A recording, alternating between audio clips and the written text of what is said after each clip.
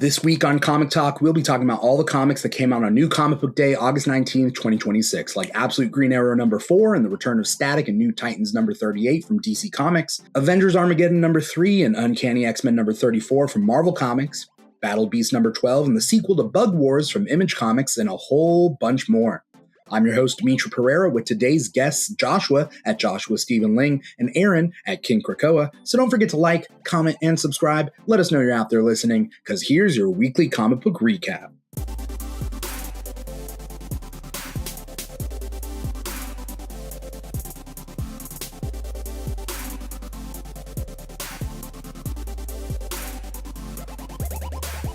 We are live with another episode of Comic Talk. It's that show brought to you by the Keeg, where we talk about this week's new comic book releases. For those of you who don't know, new comic books come out at your local comic shop every Wednesday. Every Wednesday is New Comic Book Day. Doesn't matter whether it's DC Comics, Marvel Comics, Image, IDW, Dynamite, whatever. All comics for that week come out every Wednesday at your local comic shop. Go to map.comicshopmap.com, find a comic shop near you, support your local comic shops, pick up any of the comics that we're about to talk about, and, past comics that we've talked about. I'm your host, Dimithri Perera, and it's not just me talking about all the comics that I read this week. No, in fact, it's what we read this week. We try to do as much as we can and read as many comics as we can in 24 hours, and that's kind of what Comic Talk's all about. If you're watching us live, you're watching us on youtube.com/The Keeg Show, or listening to the podcast wherever you get your podcasts from, Spotify, Apple Podcasts, etc., wherever you're watching us, listening to us, digesting us. Like, comment, subscribe, follow, write a review. Let us know you're out there. If you're out there in the chat on YouTube, say hi. Like Ashwan231 Comic says, evening, can't wait to see everyone's pick of the week. Great week for me. Can't wait to read Daredevil, anything Spider-Man related this week, and many more. Thumbs up. So thumbs up back to you, Ashwan. Let me introduce the guests, both of which I had the pleasure of meeting recently for the first time in person, but not first time ever, because they've been on the show for at least a year, but finally got to meet up in person at San Diego Comic-Con. First up, King Krakoa. Aaron, what's up, man? It's going good, guys. It's going real good. I feel like it's been forever, but it's only been last week since I've seen you guys, and I already missed you guys. So yeah, I've been thinking, I'm like, what is another excuse to get everybody back together again? But we'll see, because we're gonna make something happen for sure. Yeah, it's not only Aaron here tonight. It is also Joshua Ling, aka Joshua Ling. That the first part was the username, which happens to also be his name, and then the second part was his name, which is his name. So, Joshua, what's up, man? How's it going, y'all? It's nice to be on a show full of people that I have hugged many times in real life. This is really fantastic. There was a lot of hugs that weekend. Dude, we were hugging like crazy. Right, we couldn't believe we were seeing each other in real life. It was a beautiful thing. It was a beautiful thing. It was, and every time we ended up seeing each other, it was like, "Oh my God, it's you! It's in person. You're really here." Right? I see your face and not on the screen.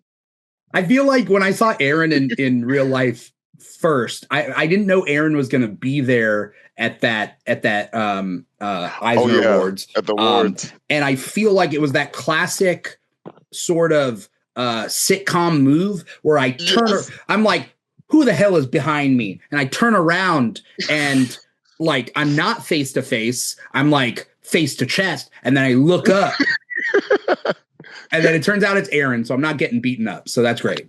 It was, and it was a full head taller than me. Right, it was literally like a movie scene, because as I was coming out, I turned and I was like, no, and I went out and I was like, and he saw me as I was walking up, so I was like, this is my guy. I didn't know you were that tall, and now I know, and now I have to make your little cartoon character taller than me. I just felt like that needed to. I don't know if you noticed. I slightly sized up your little cutout guy. Did you? I'm looking again. Yeah. Amazing. Yeah, but it was great. I tried to warn you guys that I was this tall, but you guys weren't prepared, I guess. Yeah, we weren't. Nobody can tell when we're when we're live streaming. I'll just like do this from now on and just like yeah, but both of you guys, it was fun to hang out. But we got a job to do. You know what I mean? Right. We got a job to do here. Get down to business. Comic Talk, it's all about all the comics that came out this week. How did you guys feel between 1 and 10? How was this comic week? How was this week in comics, right? Just as a whole, not just what you read, but like as a whole, was this a stacked week or a whacked week? Josh, you answer first. I'm going to go ahead and say it was pretty stacked. I think there were a lot of books that came out this week that are some of my favorites. Uncanny X-Men, Avengers Armageddon, TMNT, and we'll go through your reading list in a sec, but yeah. I mean, I didn't read some of these yet, but it's like, it's just like a lot of books that I'm like super stoked on. Yeah. So I'm going to say it's a pretty stacked week. I'm going to give it an 8. 8 out of 10. Okay. 8 out of 10. I think that's, and the stuff that I read was really quality. So. Okay. All right. Aaron. For me, yeah. I think I'm going to say it was pretty stacked. It was a lot of comics.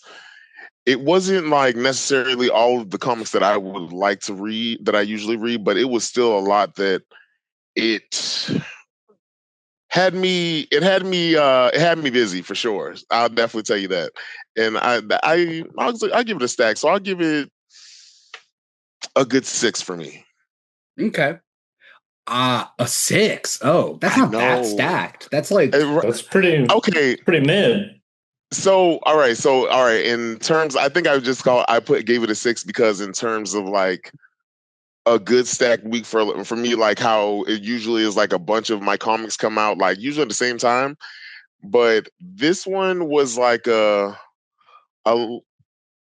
okay, you know what? Because of that, I'll give it a 7. I'm not trying to bully you to change your answer. No.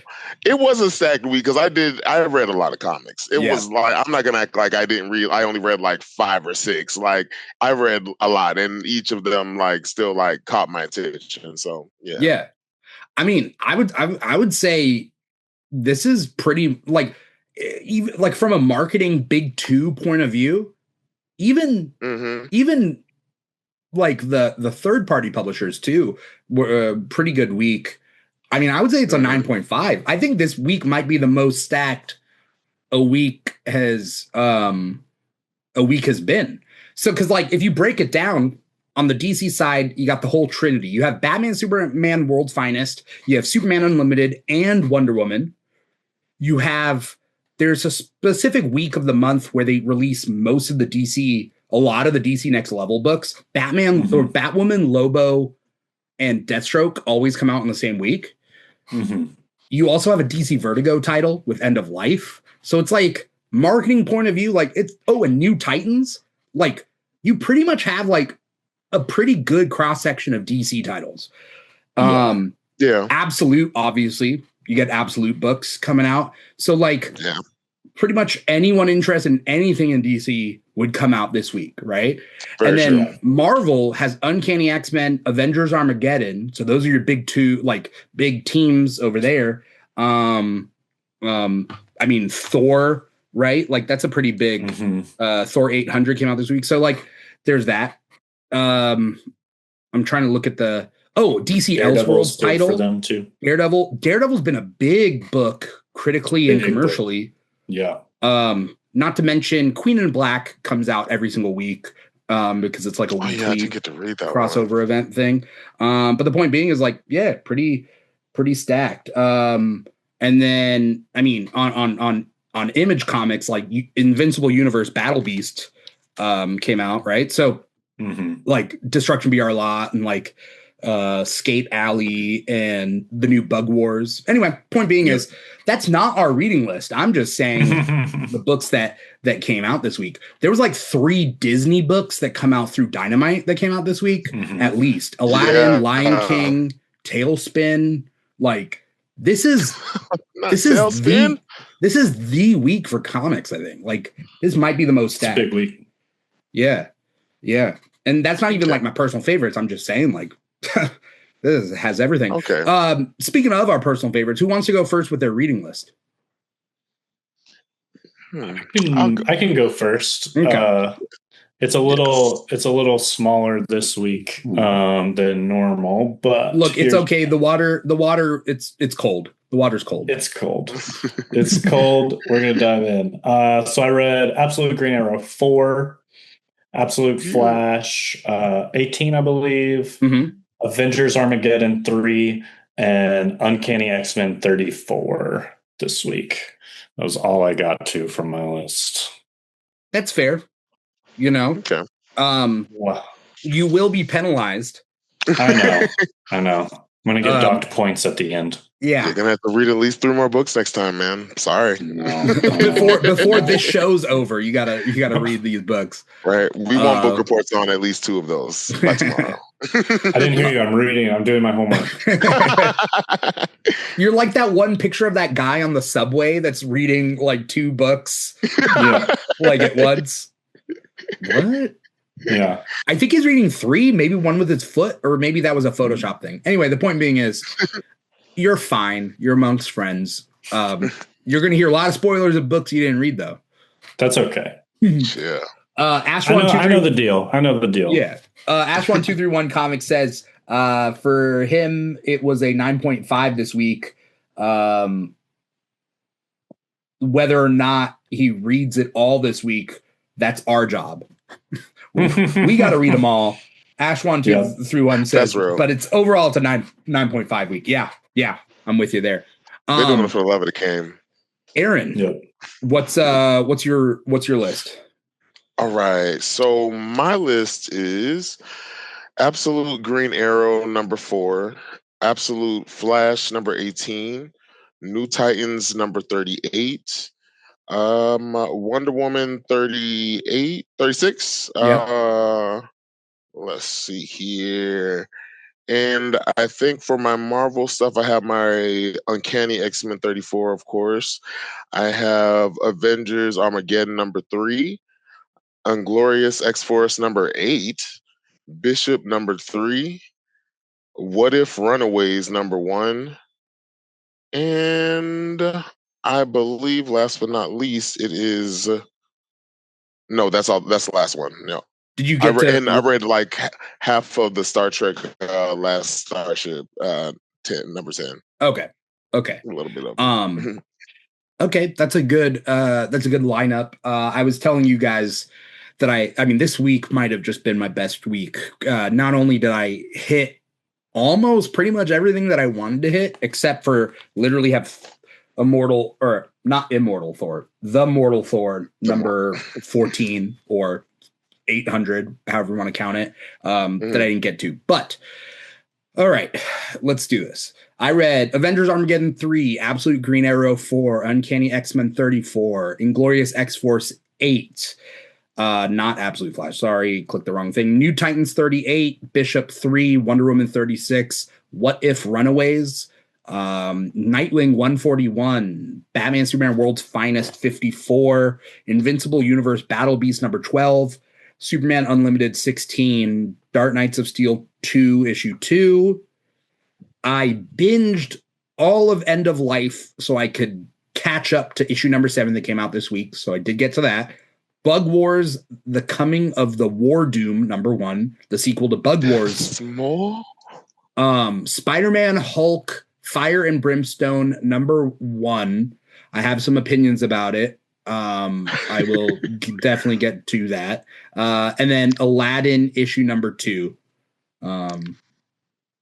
That's my list. Sir. My guy, that's incredible. I don't get credit for past issues of End of Life though, because it like only this issue. I give you credit. You know, I give you credit. I give you extra credit. Yeah. But that's like, great. What if I was like, also End of Life number 1, End of Life number 2, End of Life number 3, End of Life number 4, End of Life number 5, End of Life number 6, and then End of Life number 7. I mean, you did do that, so exactly. I just did it. But imagine if I did it. You know what I mean? On air. You know. Exactly. I mean, it only puts into the, he's not new to this. He's true to this, guys. It's because I put in a lot of time on the weekend to catch up for End of Life. I was like, I'm gonna do it. Oh, so I had to catch up on Absolute Flash. I had to read like fucking 4 or 5 issues before I read this one because I was like, oh, I'm confused. Yeah, that's about how far behind I am too. So yeah. All right. So after all that, let's hit our picks of the week. All right. Who absolutely knew that their pick would be that's their pick of the week? Joshua, was it you? Was it you? It had to be you. You were just like, yeah, I think I was pretty on it. Okay. I'll let you go first then. All right. This week, my pick of the week is Avengers Armageddon #3. I love this book. I'm a huge fan of Chip Zdarsky in general. I loved his Daredevil run. I've been loving his Captain America run. Especially that first story arc was phenomenal. And a lot of what's happening in Avengers Armageddon is kind of coming out of that Captain America run, or the first 2 story arcs. And so, it's political. It's really smart. It's asking some interesting questions. We have a new superpowered being who's basically, he's overpowered to the max a little bit. Yeah. And David Colton, who was a post 9/11 Captain America, that we met in that Captain America run. And I think his character is really interesting. I liked what they did with him in Captain America. I liked what they did with him in Wolverine Weapons of Armageddon. And I have liked what they're doing with him now. And I think it's just a really interesting new character. Very complex, asking some big questions, maybe doing things the wrong way, maybe doing them the right way. I think they're asking some interesting questions, and it's been fun to see where certain heroes fall on this side of like, we're just so in this issue, basically, spoilers, he takes all of the nuclear missiles from like almost every country, and some Avengers have some strong feelings about that.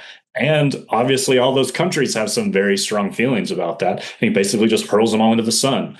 And it's interesting to see who falls on what side of the line. And I think that's been really fun. It's important, I think, for superhero comics to ask that question every once in a while. What if doing the right thing and the good thing leaves people outside of the ability to question or ask? And I think this comic is doing that, and I think it's doing it in an interesting way. So I'm here for it. Yeah, I really enjoyed this issue a lot. Finally, that's like, if I had to write a review for this issue, I would say finally. And that's because the first 2 issues of this were not what I would attribute to Chip Zdarsky. And it was plain in a way, or at least not formulaic, because like Chip does a great job no matter what. But I was like, what is the purpose of this? Yeah. This is not challenging anyone. And I feel like Chip is used to challenging, right? Like his writing challenges the reader to think a little bit more, right? But a classic beat 'em up between the Avengers and Red Hulk, anyone could write that, right? Yeah. But Chip coming in on issue 3, and essentially the way I was seeing this was how can we trust the system to work itself out if the system is broken, right? And like, they didn't go full force into this, but I feel like that's where, like, what we're gearing up towards is this idea of what purpose is the Avengers in a world that does have a broken system. Like in our world, right? Like what would be the purpose of like letting everybody just kind of like do their own thing at the expense of like humanity? Yeah. But I also think it also especially with the Avengers story, it tells the story of like what happens when you have the power to do something and you don't use your power to the full extent, especially with like the switch of Winter Soldier like going to like kind of secretly helping Colton kind of like with the secret nukes and everything. And it was like, and it's one of those things where like it does give them a challenge because the way he kind of just took out Captain Marvel like it was nothing, like like it was light work, and it kind of helps them.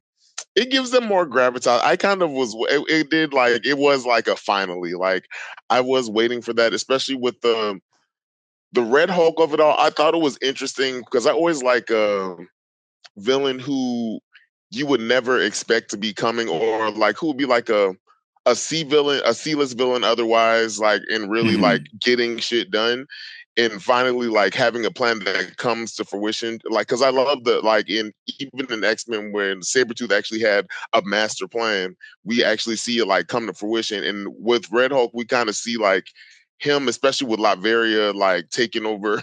I'm sorry, New America, quote unquote. For and trying to get everything with that like under control, and see that his plan is actively working. And now going to this guy who's kind of doing all the right things, but doing it for the wrong reasons, and with the power to do it. But it also asks the question, like, should you though? Right?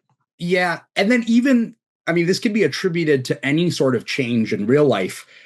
There's a lot of people that would agree with that it needs to be that anything, change X needs to be done, but does it need to be done now? And does it need to be done this fast? Right. And I mean, this is for any sort of change in our society is like, like maybe everybody can agree in this comic that like maybe these countries don't need nuclear arms, but should we take them? Should we take them now? Should we take them this fast? And it almost becomes this like, okay, while you're talking about it, David Colton has taken them and thrown them into the sun. He's and like, thing. You find out at the end of this, right? Like where, okay, all of America, even their secret stockpile has been taken, but Russia has a secret stockpile and they've now fired it on America. The superheroes will catch those and then just get rid of those. So totes my goats. Cool. I don't know what like, that's not showing that David Colton was wrong. That's just showing that like, yeah, some people are going to be like shady, but like everybody being shady, I don't know. Does that, we don't have time to talk about the, the global politics of it all, but like, I don't know. I don't think this is going to get into like a civil war type thing, like between the Avengers. I don't think it's like that, but I'm wondering who's writing the new Avengers run when it comes out. Cause there's a new, Chip. Is it Chip? Chip? Yep. Okay. So we'll see. It might get more serious stuff, but you guys want to know what I low key kind of thought was with the little future telling thing that Red there's Hulk that device was. too.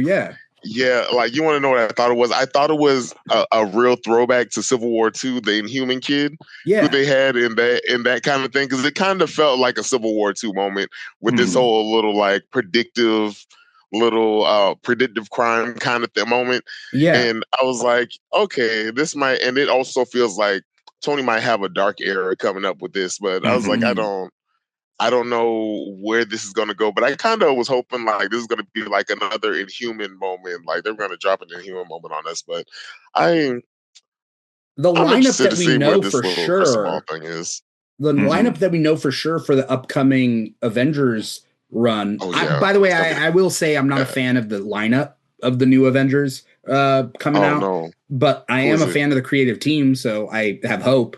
But like Daredevil, like there's just way too many street level heroes on the Avengers. Like Daredevil, Luke Cage, Captain Marvel, Wolverine, and Spider-Man. And it's like, okay, if you have a threat that needs someone to like fly up and do, you only got Captain Marvel. Now you got 2 threats for someone to do. Now you're stuck as an Avengers team. So she got to carry everybody up there? Like, what's going on?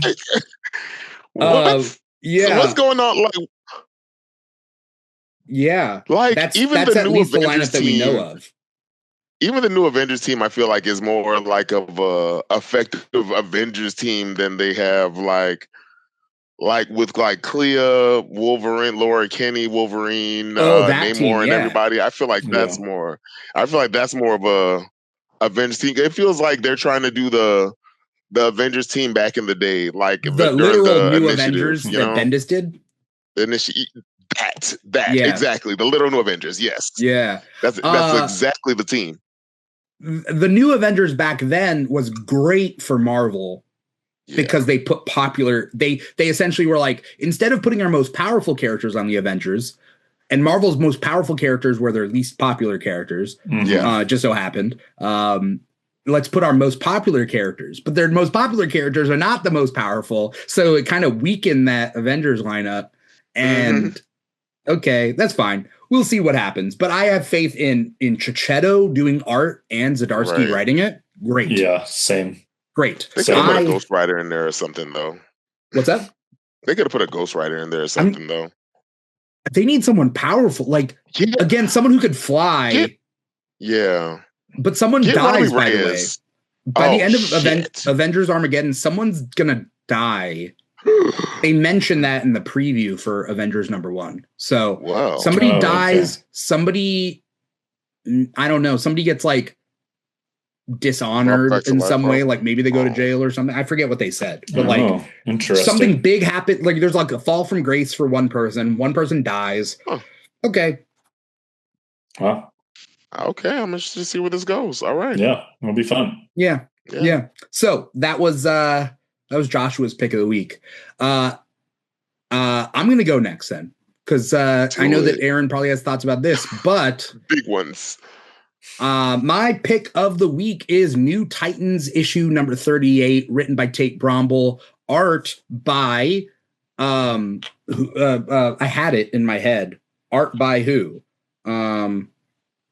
I'll do a better thing. My pick of the week this week is New Titans issue 38 by Tate Bromble with art by Sami Basri and Bruno Abdias.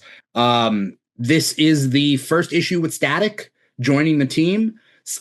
Jonathan Kent goes out to retrieve Static and invite him to join the New Titans. This is a older than high school team, which I like. I like a young, late teens, early 20s sort of Titans team. Nightwing is still on the team. Cyborg is still on the team. We got Terra in the Amnesty program, but we also got Yara Flor. We got Stephanie Brown, aka Spoiler, aka Batgirl. We got Static on the team. We got the new Eva, who is the Tomorrow Girl? Is that what her name is? I forget what her name is. I forget her name. She's an android. I'm not caught up all the way. She's an android, but I think she's supposed to be like Tomorrow Woman from the Grant Morrison JLA run, because she has very similar powers to Tomorrow Woman, and Tomorrow Woman was one of Professor Ivo's androids. So, and she's a telekinetic too. Anyway, point being is, the great issue, exactly what I want out of a Titans book. Yeah. Like missions that matter, friction between characters, Nightwing yelling at Spoiler. I keep calling her Spoiler, but she's Batgirl in this. But also Static like being there. Static being there is cool. I don't know. Like I had to buy it. Static's back. So I'm happy about it. How do you guys feel about it? I absolutely love it. Like I was unsure how they were going to bring him in. I don't know. I didn't know how. It was weird that I instantly Jonathan's the one that brought him in, but I instantly seeing their friendship, I was like, this is nice. I was like, this is a cool thing that he just like saw him and he was like, yes, this kid can be trusted and I want to do it. Like, it was a nice little fun story. And it's just like you say, it gives me exactly what I love about Titans. Like, I've always said, like, Titans was literally the first comic I've ever read. And the things I love about Titans is the dynamics between them, the friction between the characters, the doing the missions. Like, it gives all of those things of like the the interpersonal relationships, while still giving you the action that you need in between. Like, from even the Superman and Red Devil friction, Yeah. it's odd and I kind of like it. I feel like they have like this like love-hate relationship, frenemy thing. Yeah. Like, I feel like something's gonna happen between them. I don't know. Like, it It's might be a friendship. very, you know what that relationship reminds me of is very early Captain America Hawkeye, where like it's very like rebel versus like uptight team leader, just trying to do his best type thing. Yes. Exactly. Did you read this one, Josh? No, unfortunately I didn't get to it, but I did pick it up. It's my first ever Titans book. But I had to do it because of the static. Wait. Keep it up. I'm gonna move us to main screen. Cyborg. Yeah. The static cyborg so this cover. is the Ink Alliance exclusive Sanford Green cover. I love Static growing up, the cartoon. Right. And so when I heard it was coming on the team, I was like, okay, maybe I'll read Titans, I guess. Right. I was like, yeah. So I picked up my first ever Titans book because of Static. So I'm going to read it probably tonight, actually, because I'm really excited about it. Okay. You should. That's a part of your book, your history report, your homework tonight. My homework. Yep, exactly. I want a book review on that ASAP. Aaron, did you have a favorite moment in this? Like, because there's one panel that made me love this issue. There's one panel, and that is when Red Devil sees Static and they dap up. Yes. Like, sup, bro. Like as if it was just like cool, like it was just whatever. Like, yeah. It looked like he was like, oh, I'm so excited to meet anybody. Like, no, it's cool, man. Like, and they just walk out like it's nothing. That whole scene, I love that whole little moment. And then the whole like him he was like, I have super hearing, so I know what you've been doing all night or whatever, and like who you've been sneaking into the house apparently. And it was a fun little like moment with him, like a little. You can tell he's definitely his father's son. John's definitely his father's son. Yeah, with like being uptight, but like also, I feel like I don't know. I feel like they could. I feel like he could be his bad boy moment. I feel like Red Devil could be his bad boy moment. I don't know. Yeah, I mean, Red Devil is definitely the bad boy on the team, right? And it makes me wonder who he's trying to sneak in late at night to essentially. And there are multiple people. Is it multiple people? Yes, he said, "I know the strangers that you're bringing in the that you brought in the middle of the night." Okay, and I was like, "Oh, but is it gonna say? Is it gonna like? Is it people we know? Right? Is it? I feel like he's just bringing in randos to just like have fun in the middle of the night, but." Also, shout out to bringing Red Devil back from the dead. Like, he was one of my first, like, I think he was one of my first, like, official, like, superhero deaths. And, like, as a kid, like, he was, like, 13 or 14 at the time. So that was real hard for me. Like, when did he die? He died in the Teen Titans Jeff Johns run. Yeah. Like, it was when him and Ravager got on the team. And, like, he sacrificed himself like for the team with like throwing a ship into something, and I don't remember when he died, but I remember that run, and it was kind of funny because Red Devil wasn't the badass that he is now. He was this little he was this little virgin, right? Like he was and then like idolized Blue Devil. Yeah, and then Ravager was probably his first, right? Like, yeah, for sure. But now he's a badass. I would like to see him date Ravager for real. Like, just two badasses that don't want to be tied down, but they get tied down because they're in love. maybe that's just Yeah. the romantic in me. We love to see two baddies get together and for the sake of love. Yeah. Or Red Devil could be the literal fuckboy of the Titans for sure. Like I could see him. Let him have he looked like he's having a fuckboy moment for sure. Yeah. Let him hook up with John. Well, that's your. Oh yeah. Well, I had to get reminded that John is bi. Right? Yeah. And I can very much see, like, if you read that that comic, if you read that interaction with them, it's like a love-hate thing, like anything could happen kind of moment. Like he calls them tights.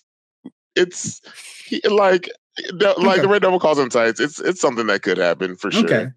Okay. Well, yeah, maybe. I forgot that Jonathan Kent was bi. Right.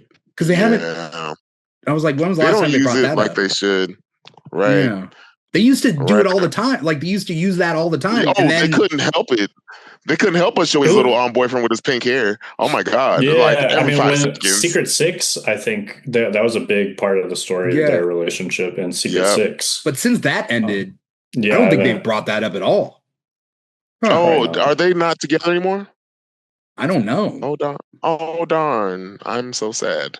Do you not like? Do you not like Jay Nakamura? I don't care for him. I don't care for that. I don't care for that little twink. I don't know. It just he's cute, but he's cool, and like I like some of the stories they have together. But no, I feel like they could do a better, story. Yeah, but I did like the interaction with spoiler Batgirl in this new run, like with her and Nightwing. Yeah, when she specifically says, "I like how you use me wanting to lead me wanting to lead as a punchline." And honestly, as soon as I read it, I was like, I do. And I felt so bad, but I was like, Stephanie, you're running things. That's crazy. Let her run things, dude. Let her run things. Yeah, it gave me a little respect for her that she like stood up for herself and was like, "I want to do it too." And I was like, "Okay, I'll allow it." Like she is like she is a part of the Bat family, and like all of them are inherent alphas. Most times, they're raised to be alphas for most of them. For most of them, most of them. Yeah, I feel like that's the thing about the Bat team. Like it's the Bat team is inherently like just an all-star squad. So when they break off and they go on to other teams, to be the leader. They're all like leaders of their own teams. All right, But it's always funny when each team they leave on, they just disappear out of nowhere. In the middle of a mission, they'll just like go on their own mission. You know how like when they go on a mission, they'll just like before orders are given, just disappear. Yeah. Let's hit your pick of the week, and then we got a bunch of comics to hit. We always spend a lot of time on these picks of the week. But Aaron, what was your pick of the week? So my pick of the week was Uncanny X-Men number 34. I absolutely kind of love this. This gave me all the feels that I love about this book. Like it gave me the relationship between Rogue and Gambit, which I'm starting to like. After this book makes me really love them more, even more than like Jean and Scott. I feel like they're more enduring than them. I've always, secretly been like, if Jean and Scott break up, it's not the end of the world for me. But like these two together, like their relationship and their and the stories that they have in with each other, of both of them kind of going through a possessed moment of something kind of in the back of their mind. And of course, it's always, if you realize she's doing the literal same thing that Gambit did to her in the beginning of this run, like where he's going through all of this stuff while she's literally going through the same thing, and she doesn't tell him anything because of all the things that he's got going on. And now it's like in the beginning that was literally the exact flip of it, where Gambit was doing the same thing with the eye when Rogue was going through all of her stuff. And every time you see them deal with it in a different way, but also see them grow from it, in a beautiful way, that they kind of like, you see them kind of help each other through each of their problems. And like every time they go through like something life changing, the other is always kind of there. Mm-hmm. And their relationship is just like, this one kind of solidified it for me. Like I like absolutely love them. For me, they're the like ex couple for me when I think of ex couples now. Like, Yeah. but on the flip of it, I would have to say the Monet, bringing Monet into it. That's the Monet story of her and Rogue's relationship off the page without it showing up on the page. Like even from like the beginning, they've had an unspoken relationship where like they've kind of endeared each other without saying they've endeared each other. Yeah. And it's kind of it's kind of like the warrior princess, like the Amazons, like sisterhood kind of thing. Yeah, Like they it's like just two like come together. Supergirls, right? Yeah, exactly. Yeah. Like, and even Rogue says it when Monet first comes in. She was like, we have this unspoken thing about with each other, like Yeah. that's we have this connection without it being known. And you kind of see that again when Monet is running the team now when in Rogue's absence, but she's actively thinking, what would Rogue do in this situation? And we see Monet for like very rare times like act soft and like actually like be nurturing to like the kids and like Mm-hmm. be the mother figure that Rogue is being, Yeah. especially with this new, I think, mutant that they're He's definitely a bringing. mutant. Joshua, did you read this one? You muted yourself. I did. Yeah. Sorry, my dog's Okay. going crazy. Oh, okay, no. I did read this one, and I really loved it. Hang on. Sorry. Oh, It's you're okay. good. We can't Well, hear it. while Oh, I'm okay. dealing with Yeah. that, shout out to Deanna Kinney, who just hopped in our chat, Whoop, saying, whoop. OMG, are these Comic Talk legends the King Krakoa, Joshua Stephen Ling, and Dimithri? Yes. It is. Wildcats, get your head in the game.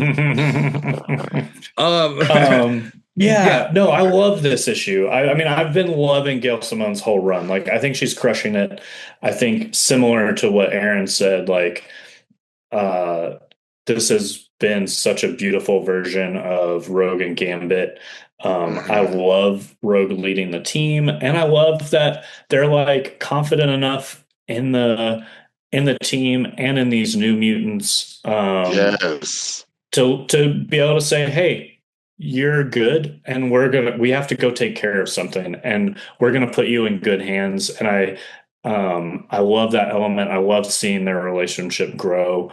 They are also my ex couple from, I think, the original animated series. I was like, they're it. Like, this is great. And then I do really love the Monet of it all. I loved how tender she was, but at the same time, like actively thinking, this is uncomfortable for me. What would Rogue do? And then like acting so like well from that mental place, I thought was just like so great. Like she like had all of that righteous anger with how this mutant had been treated, had all of these things, but she was still soft and comforting to this person. Yes. I just thought it was a beautiful issue, and I think there was a lot of things that went really well. So, in my quick opinion, as we move on, but like, I love that Luciano Vecchio is back. For anyone out there, check out my interview with Luciano from maybe a month ago or so. Gorgeous work. A great guy and also great artist, right? And then Gail Simone's been writing the whole way through. There's two stories here. I'm not a big fan of the Rogue and Gambit Wyvern stuff for some reason, though I am interested in, is Rogue pregnant? Like, there's kind of... That was a big moment, yeah. Oh, that part! I forgot about that. What? Okay, so I didn't read the issue before this one. I think that's what it was. Because I don't know if this is but I saw that moment when he was talking to Gambit about, you love those girls more than me. And I was like, what? I was like, no. I was like, are you? I was like, at first, but I was thinking maybe that's his like childhood self. But yeah, I thought it was a child itself too, but then because it's his name is the same as his, so right. No, wait, no, it's not. No, Jean-Luc it's is his Jean-Luc, father, right? No, yeah, I think Jean-Luc was Was his father, right? Okay, that's where I don't know why I don't know. It's not that's brother. Yeah, I'm not. Wait, is Jean-Luc his brother? I don't remember. No, I'm getting them mixed up. I know. Jean-Luc Lebeau is father of Remy. Okay. Yeah. So no, sorry, I got confused there.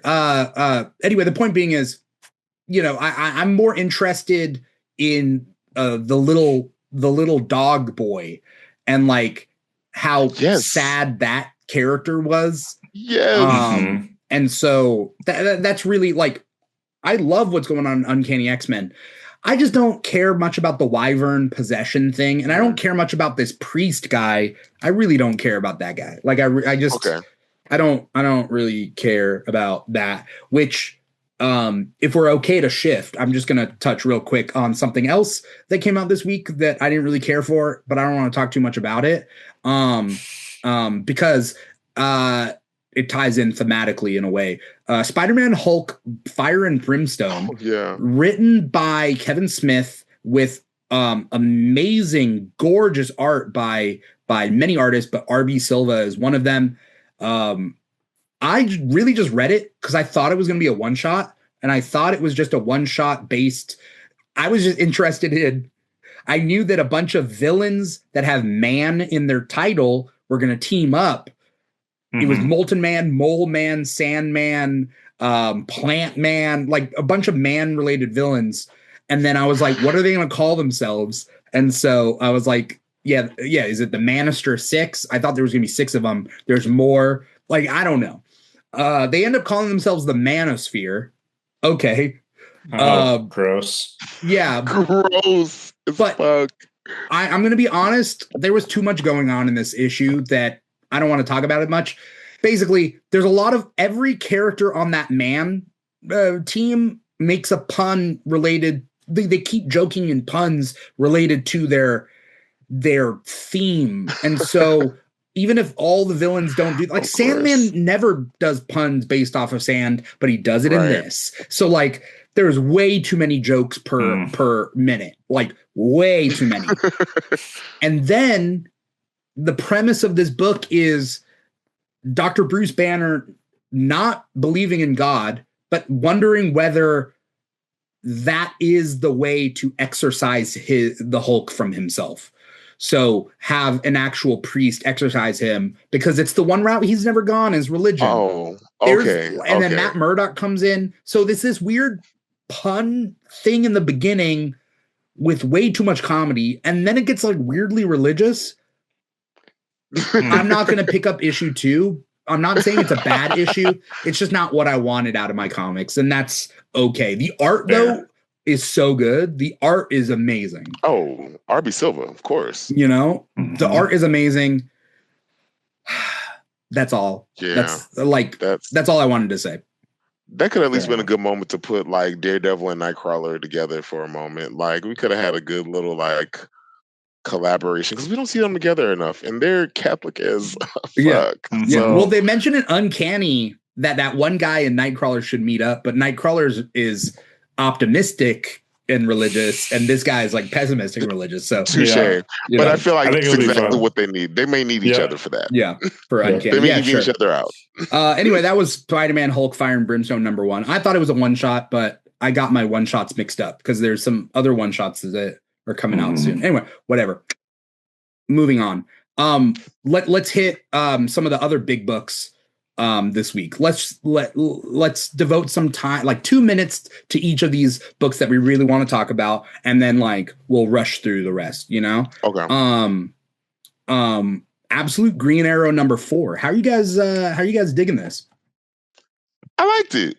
I thought it was really cool. Like I was waiting for Black Canary to come into this. Like I was waiting for Black Canary to come into the Absolute Universe, and it's different. And but I'm also kind of okay with it. I'm waiting for her to bust out the scream really quick. But I feel like they're building towards that, right? We almost got. I thought we were going to get this issue. I thought literally as soon as I saw the little echoes in the back of her head, I was like, "Oh, we about to get the scream now." I was like, "Just let it out." She was like holding it. I was like, "Don't." Yeah. And like that whole moment was cool. I felt so bad for her when they had that little sliver of hope that we thought that, like, spoiler alerts, that Oliver was alive, and then like we see him cut up in little pieces and just like, and we see her just like traumatized from that, but still going through that, and then Roy comes out of nowhere and ends up like taking and just like going after Grundy. And wait, that's not Roy. You think it's Roy? I thought it was Roy. I think it's Roy. We still don't know who Absolute Green Arrow is, right? Yeah. We do not. I mean, Roy disappeared and then Green Arrow shows up. But, I feel like it's too easy now. I feel like now it's too kind of easy that it would be Roy. But, like, I'm excited to see who the hell is going to be. But I want to know. I don't know what happened to Connor because I don't think I've read all of them. Connor died. Connor died. Okay, that's what's going on. Okay, all right. But because I saw them mention him. The hint that it wasn't Oliver Queen is that the Archer killed Connor Hawk without knowing who Connor Hawk was, but it was stated that Oliver knew about Connor Hawk. So so the Archer wouldn't have done that, but I don't know. Who knows? Yeah. It's an intriguing mystery. We still don't know yet who it is. I feel like that. Yeah, I feel like we got to find out pretty soon because I think we find out at the end of issue 5. I think that's what's been stated. I think so, because it was originally it was only going to be 6 issues, and they said you will know before the end of the 6 issues who it is. But now that it's 12, now it got extended to 12. But I don't think he changed. I don't think he changed his writing for the first 6. No. Like I think that was already written and worked on, and now we're getting essentially the issues 7 to 12 are like a sequel. It's like, exactly.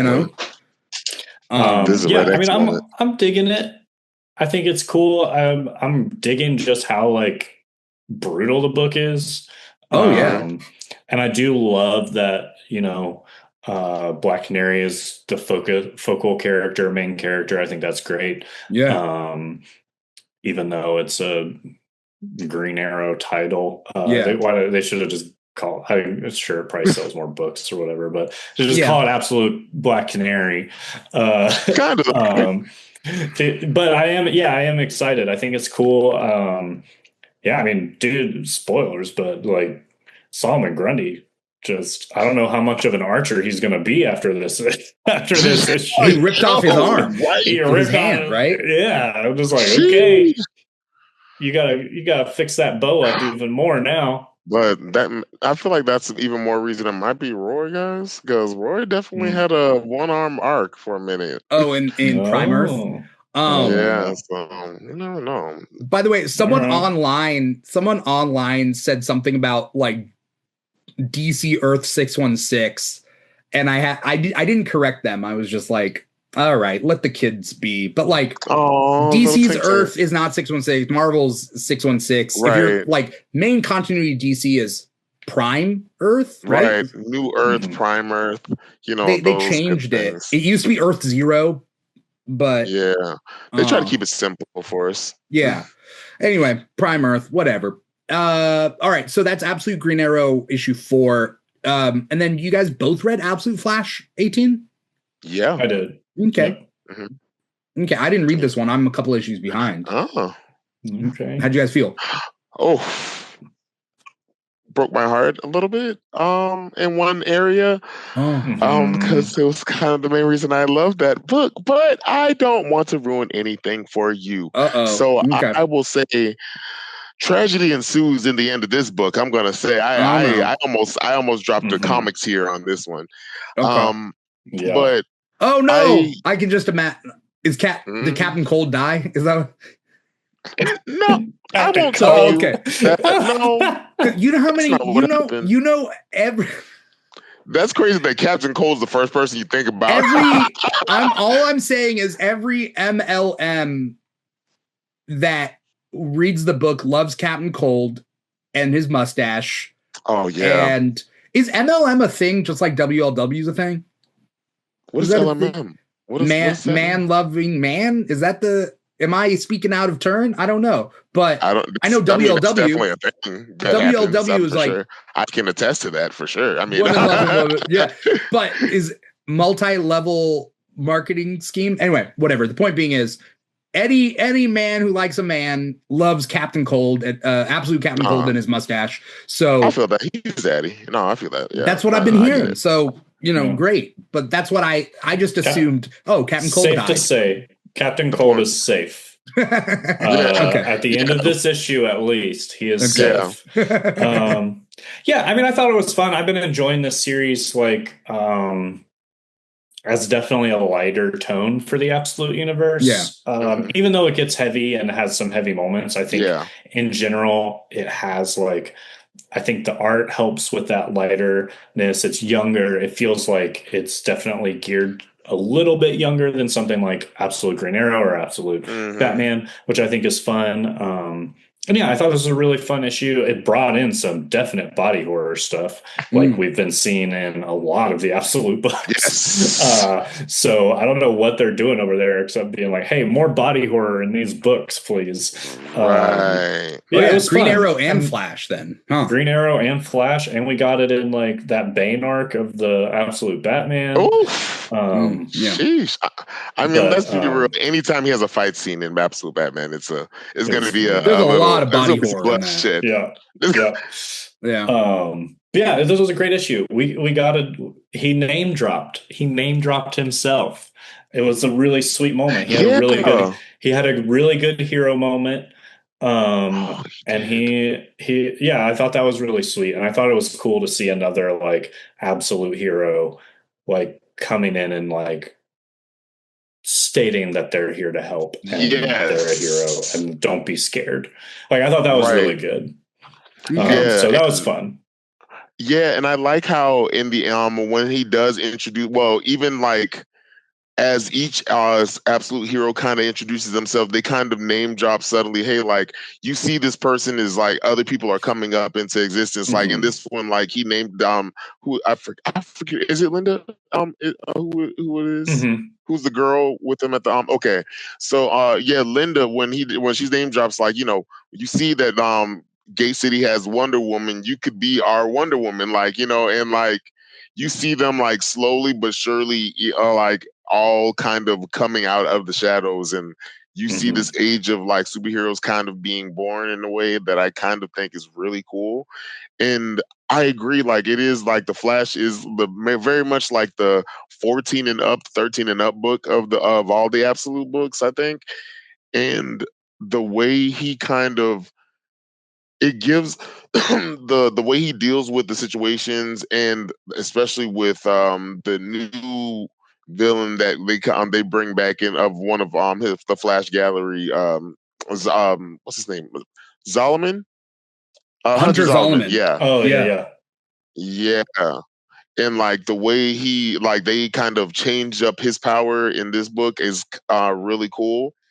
And I'm excited to see where they go with that, and especially if he's going to do the thing that Thawne asked him to do. Kind of think we may be getting the birth of an absolute. What? Maybe. You cut out for me. What was that? I feel like that may be. Oh, sorry. I feel like it may be leading to a absolute Plastic Man moment for Ralph Dibny. Well, elongated man, but yeah, okay. Yeah. That's what I mean. Yeah. Elongated man. That one. Okay. I mean, there's an absolute DC crossover coming up at the end of this year, so we do know that they're gearing up towards something. Yep. Okay. Let's hit. Right. I mean, we got to hit everything real quick. Let's do it. Selfishly, I'm just gonna hit End of Life right now. I read binged 6 issues at End of Life in order to catch up to issue 7 this week.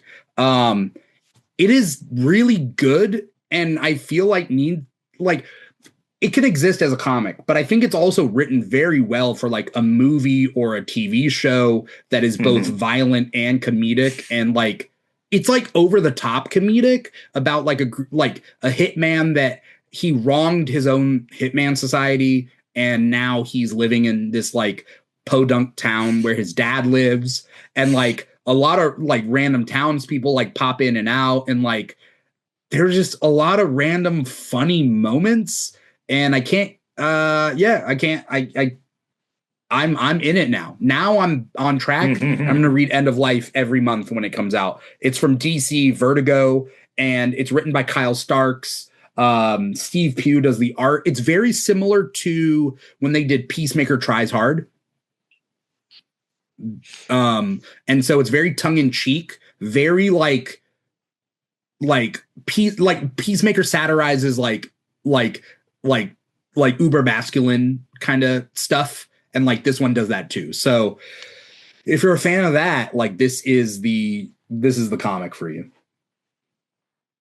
Hell yeah. I read the first issue and it was really fun, really funny.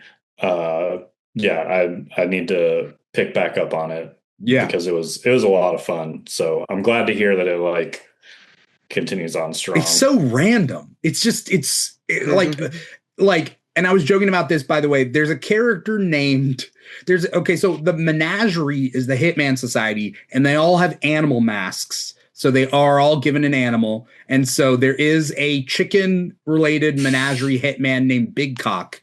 And but his name is Big Cock also because he's a chicken, but all he says is Big Cock, like as a chicken. Like, and you kind of hear it as that's literally all he says. He doesn't speak. He just says Big Cock.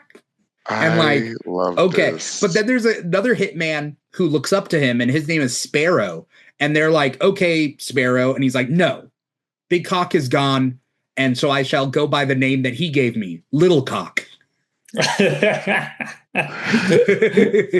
Oh my God. Amazing. It's so dumb, but it's so good. I love this. It's such a funny comic. I don't know. Like, yeah, it's probably the funniest comic out there right now. So, shout out to End of Life.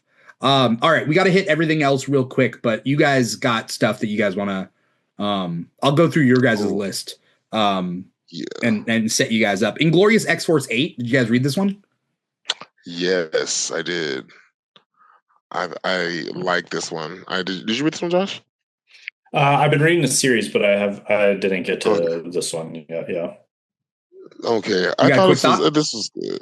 I thought this was good. It was had a little super sad moment in it. But I thought this was a really nice moment. This book has been actually better than I thought it was going to be. And like really keeping like Miss Marvel in the like mutant stage, and like keeping like actually like promenading her like since like the whole Krakoa coming out party. So this one it's been really good seeing this unravel, especially with what's going on with Cable in the background. Yeah. I think the premise was cool, and the twist is good, and the characters involved are fun. Yeah. So the art's been really solid too. What'd you say? The art? The art's been really solid too. Oh yeah. So I'm very excited because I really like this book because a lot of the characters in it aren't on other series, and probably if not for this book wouldn't be on other series. So there's that. Did you guys read Bishop #3? I did. I love this series. I just thought this issue was a little bit weaker than issue 2, which was my favorite. I like this because it was exactly like it's the stuff that I kind of wanted for him. But also I kind of hate that they never they keep trying to let Shard stay dead, and I kind of don't want that. And you kind of see him go through this trauma response of losing, being scared to lose her all over again while they're fighting, and you see him actively fuck up during the mission because of it. And I love their relationship, and when she has to put him into check, he's like, you've gone soft. Like, I don't know who this guy is, like, but this isn't the Lucas Bishop that I know. Like, and you're letting your feelings get ahead of the mission, and like she kind of like reminds him of who he is and who she was, who they were, but also of who he is now and like the loss of her. And I kind of like want her to stay. Like, Yeah. I want them to figure that out. Yeah. I also think this is the best that Bishop has been, like most intriguing to me that Bishop has ever been, because he's normally a plot device or a Terminator that comes back from time, but like, or like he went evil one time and I don't care about that. But like in this, they actually give him a personality and it's fun. And you get to see him as a brother. Yes. You know, to Shard. And the future villains that come back into the past have really cool power sets. So yeah. Skipping Stone, I think, is the best power set. It's Toad's power and Blob's power put together. Oh, you talked about this last time I was on. Yeah. And he jumps real high and he crashes down, right? But they introduced Mirror Mind, which I think is Mastermind, and I think Mystique, because it looked like it was Mystique and Mastermind put together. Okay. Though that seems redundant, because why would you need Mystique's power if you anyways have Mastermind's power? But okay, fine. Moving on to Wonder Woman 36. I read it. It was nice. I like the moment we get with what's her name, the Diana's daughter and her dad, and Trinity, getting to meet her dad and everything. Trinity. And also like the moment of like the Mascarans in, I guess, the underworld and like going through that kind of peril thing. I'm excited to see. I need to really catch up on this because I'm a lot behind on Wonder Woman, but I wanted to read this because I saw the Wonder War was coming out. Yeah, and then this is Stephanie Williams' like interlude, right? And it's like an origin story kind of again, but from Steve Trevor's point of view. So yeah. Speaking of which, what if the Runaways joined the Pride? I liked it. I liked it. And then it was over. Yeah. I kind of wanted some more like resolution to it, but but also I love how they leave them open-ended enough to where like something could happen. So like I like the whole like the aspect of each of them learning and like going through it in a different way, and especially with them tricking what's her name? Such that Molly, and like thinking like, oh, we're the good guys of this all, when like in actuality your parents are going to sacrifice the whole world just so they can have 25 years. And I forgot that's the storyline. They know that they're going to die in 25 years just so their kids can be the only ones to survive it.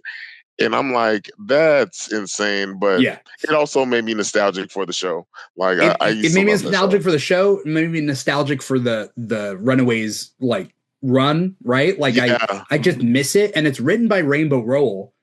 Great. Awesome. Okay. But you know what this made me think is that this What If should have been a setup to a new run. Yes. I would love for the Runaways of Earth 616 to meet this alternate universe team that is more experienced than they are. Right. Because they got their parents to train them. Exactly. Because they joined the Pride. But now I feel like this could be a setup to have a new the run. Actual resources of the Pride and actually do it. Like, oh my gosh, it will be so good. Like, I feel like the Runaways have done a lot throughout their different runs, but they've never met alternate universe versions of themselves. I don't think they have. I don't think they have either. Like, I kind of, no, never mind. That was like they met future versions. They've met like that's it. I'm about to say. I think I was like, I remember when Molly met an older version of herself. Yeah, they've met future versions of themselves, but never alternate universe versions. So, like, I think it'd be cool. Almost like Titans Tomorrow did in the Jeff Johns run of Teen Titans. One of my favorite parts of that run. Yeah. Real quick, you didn't finish Star Trek: The Last Starship number 10. It's the final issue for this miniseries. Oh no, yeah, no, I didn't get to finish it, but it does give me like I love how they like these books have been like bringing up like low key like characters from like the Star Trek past, like bringing up the Borg and everything, and like them having to go through that whole that peril with them, and also the Borg having to team up with someone else is crazy. Mm. But like I need to read the Okay. rest of it though. This That's is cool. written by Colin Kelly and Jackson Lansing, who are a writing duo that have written other books, like NYX most recently, I think. Oh. And then I think it was Jackson Lansing that did a video today talking about something like really important that, I mean, essentially is kind of why Comic Talk exists, which is the fact that we only talk about comics when they're born and when they die. Like at the start of a series and at the end of the series when it gets canceled, and like most of them don't get canceled nicely. They normally get canceled abruptly, right? And so the idea that like most writers don't get to finish what they want in the way that they want, and that we should talk about comics as they live their lives. And so that's kind of what Comic Talk is. So we talk about these comics not just when they start off with a number one, but throughout their life. So I mean, thank you guys for being on the show and doing this, here. Yeah. Push like that. pleasure. I think those are the comics that you guys read. I have a couple left that I'm just gonna like breeze right through. Do it. I read Nightwing 140, Nightwing 141. Did I? I didn't prep the images for Nightwing. Anyway, the point being is, trust me, Nightwing 141. I didn't read the last couple issues, but I read the beginning of this arc, and this feels like the end or like second to end. I was a little confused. It was fine. It was kind of nice, but it was fine. Moving on, Invincible Universe Battle Beast number 12 finishes off this second arc to Battle Beast, and it doesn't come back until March of next year. So, cool, something to look forward to. And by then the trade will come out, I think. They're already advertising the trade. And so that's cool, kind of works out timing wise to build up anticipation for issue 13. But this is definitely the drag down fight between Conquest and Battle Beast. It's a lot. It's Battle Beast slurping on intestines like it's pasta, like it's very bloody, very, very bloody, but it's invincible. So what are you gonna do, Gotta be. Right. Batman Superman World Finest 54 is just a one-shot issue. If you like baseball, I'm sure it resonates with you. It was fun for me, but I'm sure it's better if you like baseball. But essentially, Neuron brings Batman, Superman, and a bunch of Justice League characters down to hell to play baseball versus demons. And so it's just a baseball issue playing baseball in hell. Space Jam, but kind of, yeah. Interesting. Yeah, in a way, Anyway, there's also Superman Unlimited issue 16 that is the third part in the Kingdom of Zod story arc. Yeah, I mean, it just kind of continues like a little bit more backstory about Zod and whatnot. I thought it was going to focus on Steel, both Steels and Lana. That's the way the solicit was, but it didn't really. So kind of minus points there for not giving them the chance to shine there. It is what it is. Dark Knights of Steel 2, issue number 2. That's the DC Elseworlds book. I loved the original series. This is issue 2 of it. It's good. I don't know what to say. I mean, if you like this sort of thing, and I don't normally like swords and sorcery stuff, but like they do, like Tom Taylor does a really good job with this. So there's some like really cool things going on. Then Bug Wars, The Coming of the Wardoom. This is Jason Aaron's like, what if Fern Gully was adult in a way? Like there are magical creatures riding bugs. Very fantastical. It's kind of isekai, if I'm using that correctly. The kid goes to this world, right? Like he gets shrunk down to this fantasy bug world. There's a lot going on in this issue. I do recommend this one. Let's see. There's also, I mean, there's a lot of like fantasy bug sex. It's like a weird. This is such a weird book. Oh, there was definitely bug. You read the original? Yeah. And I've got this one. I didn't get to it, but I really liked the first run, the first story arc a lot. Yeah. But it is very Honey, I Shrunk the Kids, Fern Gully meets Game of Thrones. Yeah. This one doesn't go in the direction that I thought it was gonna. Like, I thought it would be more easy, but it just kind of gets weird, and I'm like, cool, all right. And then last but not least, got Aladdin issue 2. I just wanted to read this, and I read the first one to catch up, just because I love Aladdin. I'm a big fan. And then it's written by James III, who was a sketch performer, and then he's also a writer. So shout out to James III for writing this. I think, Aaron, did I talk to you about this? James III was on what was that comedy show called? It was on Netflix. It was called like Space Astronaut Camp, or you know what I'm talking about? Astronomy Club. What? Astronomy Club. Astronomy Club. Yeah. Oh, okay. So James III was on that. So now he's writing Aladdin. So good for him. You know, cool. Good for him. It's awesome. Very Aladdin animated series, like style. You know, like the animated series that was on Disney. So that's cool. Yeah.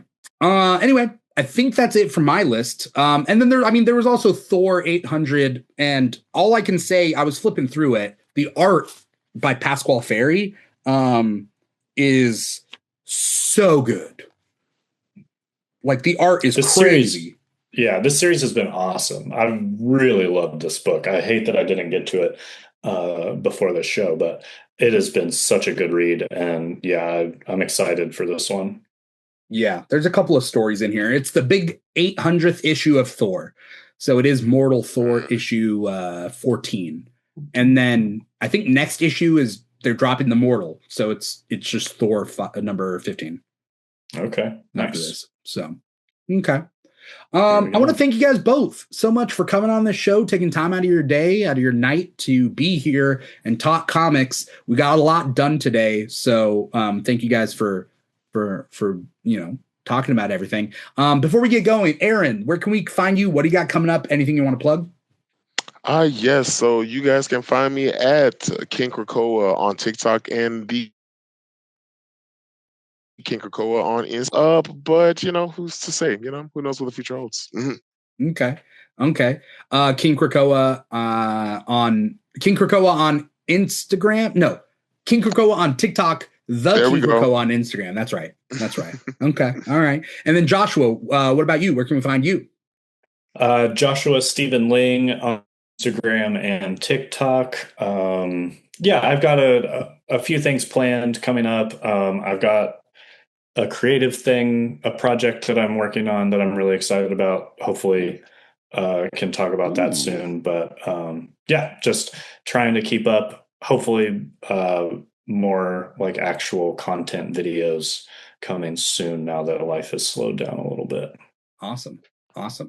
Both of you guys are great. I'm back to, hanging out with you guys behind a screen, but it was great hanging out in person in San Diego. And it's great to have you guys on this show every month. So thank you guys so much for doing that and being here and just being cool people and my friends. So, we got that, Shout out to anyone out there who's watching us live. Ash123 Comics. Deanna Kinney said Wildcats forever. The game. Shout out to everybody out there watching us on youtube.com/The Keeg Show. Or maybe you're listening to us on Spotify or Apple Podcasts. Once again, wherever you can find us, listen to us, digest us, whatever. Like, comment, subscribe, follow. Let us know you're out there. Write a review, something that doesn't cost any money. But if you want it to cost money, find us on patreon.com/The Keeg Show and subscribe to a tier. Get a Keeg t-shirt. Listen to our drunk episode.